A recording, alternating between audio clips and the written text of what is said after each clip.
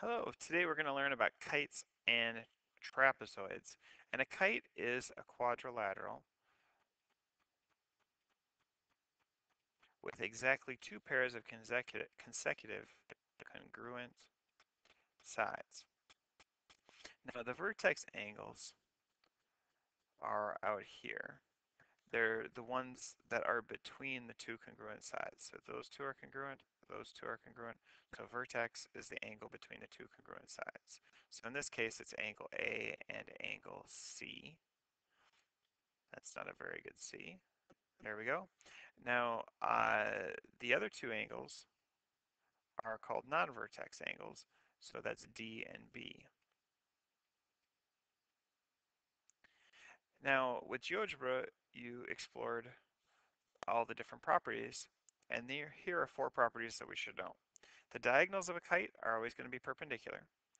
A diagonal connecting the vertex angle of a kite is a perpendicular bisector of the other diagonal.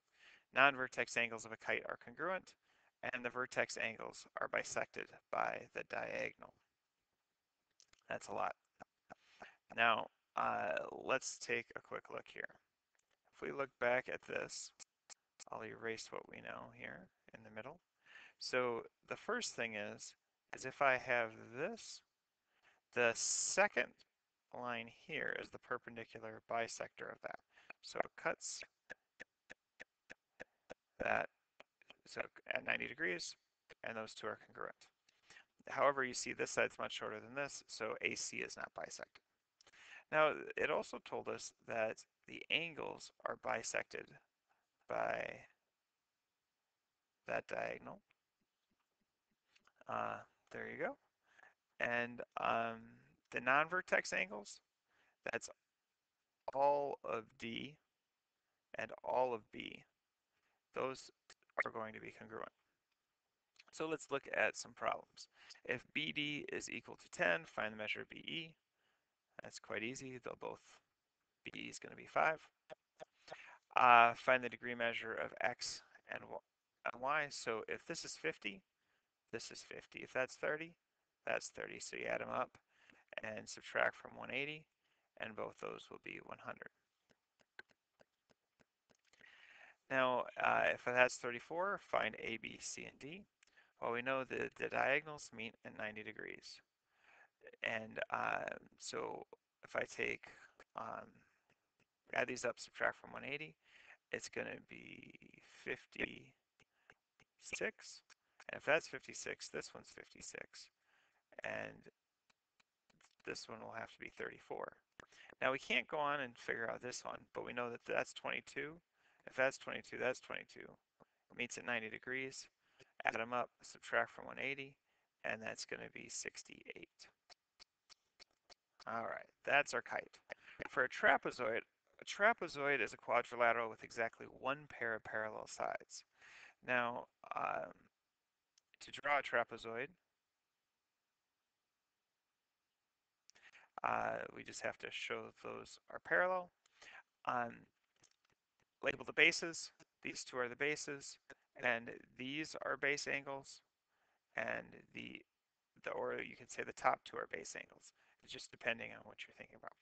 Now, one thing about a trapezoid, there's a type of trapezoid that people don't often think about.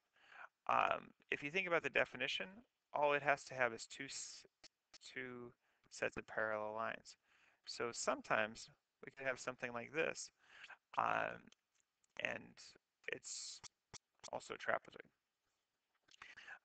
Now, in a trapezoid, the consecutive angles of a trapezoid are supplementary, just because these are consecutive interior angles on two parallel lines, so those have to be supplementary. Now, an isosceles trapezoid, these two sides are going to be the same, and so the base angles are going to be the same, whether you're talking down here or you're talking up here.